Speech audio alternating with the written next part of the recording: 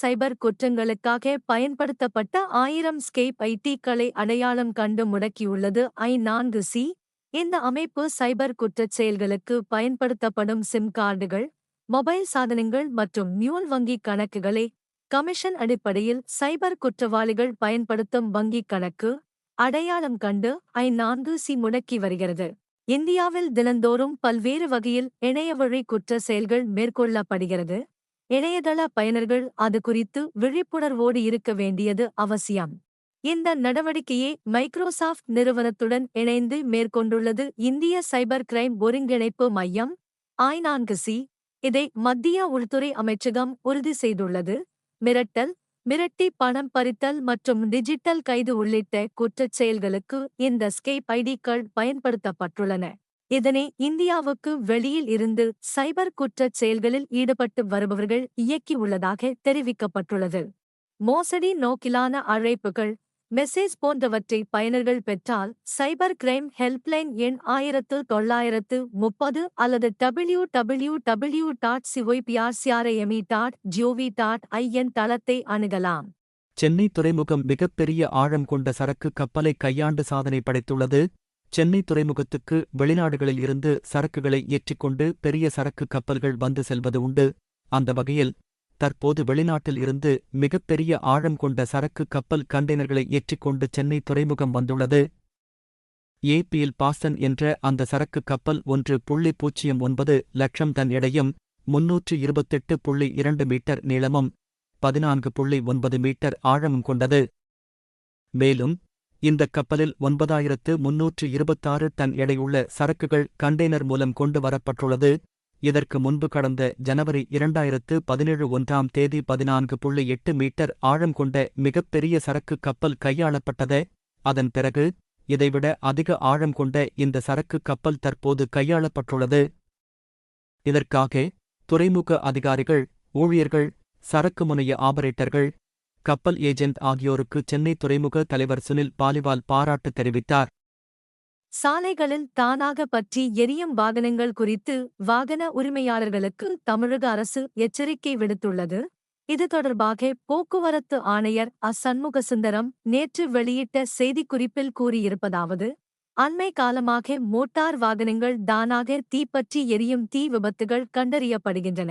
அவ்விபத்துகள் பற்றி ஆய்வு செய்தபோது மோட்டார் வாகனங்களில் மாறுதல்களைச் செய்யும்போது, சிஎன்ஜி, எல்பிஜி போன்றவற்றை மாற்றும்போது அதற்கான அங்கீகரிக்கப்படாத அல்லது தகுதியில்லாத நிறுவனங்களால் மாற்றம் செய்யப்படுவது கண்டறியப்பட்டுள்ளது.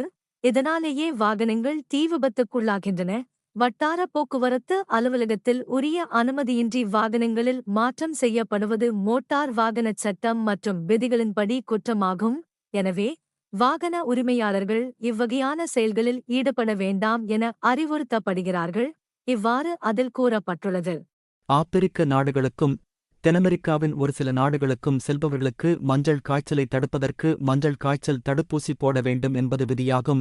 இந்த ஊசி போட்டுச் சென்றால் மட்டுமே விமான நிலையங்களில் அந்த நாடுகளுக்கு செல்வதற்கு அனுமதி கிடைக்கும். அதேபோல் அந்நாடுகளில் இருந்து இந்தியாவுக்கு திரும்பும் போதும் அந்த தடுப்பூசி போட்டிருக்க வேண்டும். கெண்டிக்கிங் இன்ஸ்டிடியூட் வளாகத்தில் இந்த தடுப்பூசி போடப்பட்டு வந்தது. பின்னர் தமிழகத்தில் தனியார் மருத்துவமனைகளிலும் தடுப்பூசி போடப்படுகிறது. தனியார் மருத்துவமனைகளில் தடுப்பூசி போட்டுக்கொள்பவர்கள் வெளிநாடுகளுக்கு செல்ல விமான நிலைய நிர்வாகம் அனுமதிப்பதில்லை. அதனால் கெண்டிக்கிங் இன்ஸ்டிடியூட் வளாகம், சென்னை துறைமுகத்தில் உள்ள மருத்துவ மையம், தூத்துக்குடி துறைமுகத்தில் உள்ள மருத்துவ மையம் என தடுப்பூசி போடப்படும் இடங்கள் 3ஆக பிரிக்கப்பட்டு முழுநேரமும் தடுப்பூசி போடும் பணி நடைபெற்று வருகிறது. 3 அரசு மையங்களில் மஞ்சள் காய்ச்சல் தடுப்பூசியை போட்டுக் கொள்ளலாம். இலங்கையில் இருந்து கடல் வழியாக தங்கம் கடத்தி வருவதாக கிடைத்த தகவலின் அடிப்படையில் மத்திய வருவாய் புலனாய்வுத்துறை அதிகாரிகள் குழுவினர் நேற்று முன்தினம் இரவு ராமநாதபுரம் மற்றும் சிவகங்கை மாவட்டத்தில் கண்காணிப்பு பணியில் ஈடுபட்டனர். அப்போது ராமநாதபுரம் அருகே வாகனத்தில் சென்ற ஒருவரை பிடித்து விசாரித்ததில் அவர் 6 கிலோ கடத்தல் தங்கம் வைத்திருந்தது தெரிய வந்தது. தங்கத்தை அதிகாரிகள் பறிமுதல் செய்தனர். அதேபோல சிவகங்கை அருகே 2 வாகனங்களில் வந்தவர்கள் வழியில் நின்றிருந்த இருவரிடம் தங்கத்தை கொடுத்தபோது அதிகாரிகள் அவர்களை பிடித்தனர். அவர்களிடமிருந்து 8 கிலோ தங்கத்தை அதிகாரிகள் பறிமுதல் செய்தனர். மொத்தம் 10 கோடி ரூபாய் மதிப்பிலான 14 கிலோ தங்கம் பறிமுதல் செய்யப்பட்டது. இது தொடர்பாக புதுக்கோட்டை மாவட்டம் கோட்டைப்பட்டினத்தைச் சேர்ந்த ராவுத்தர் கனி, சதாம் உசேன், தில்லை சிதம்பரம், மணிகண்டன், ராமநாதபுரத்தைச் சேர்ந்த சீனி மைதீன் ஆகியோரை அதிகாரிகள் கைது செய்து தொடர்ந்து விசாரணை நடத்தி வருகின்றனர். விசாரணையில் இலங்கையிலிருந்து புதுக்கோட்டை மாவட்ட கடல் வழியாக தங்கத்தை கடத்தி வந்தது தெரியவந்தது. தமிழீழ விடுதலைப் புலிகள் இயக்கத்தின் மீதான தடையை மத்திய அரசு மேலும் 5 ஆண்டுகளுக்கு நீட்டித்துள்ளது. இது தொடர்பான அறிவிக்கையை மத்திய உள்துறை அமைச்சகம் அரசிதழில் நேற்று வெளியிட்டது.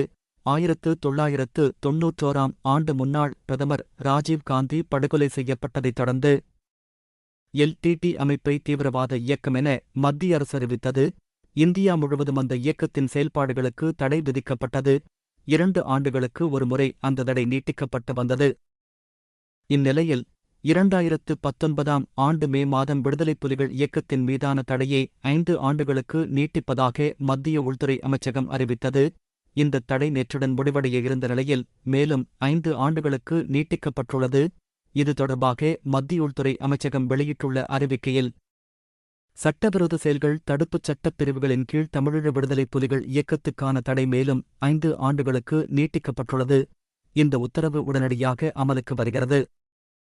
இன்று 22 கேரட் தங்கம் விலை கிராமிற்கு 35 ரூபாய் அதிகரித்து 1 கிராம் தங்கம் 6725 ரூபாயாகவும் 8 கிராம் தங்கம் 53,800 ரூபாயாக விற்கப்படுகின்றது.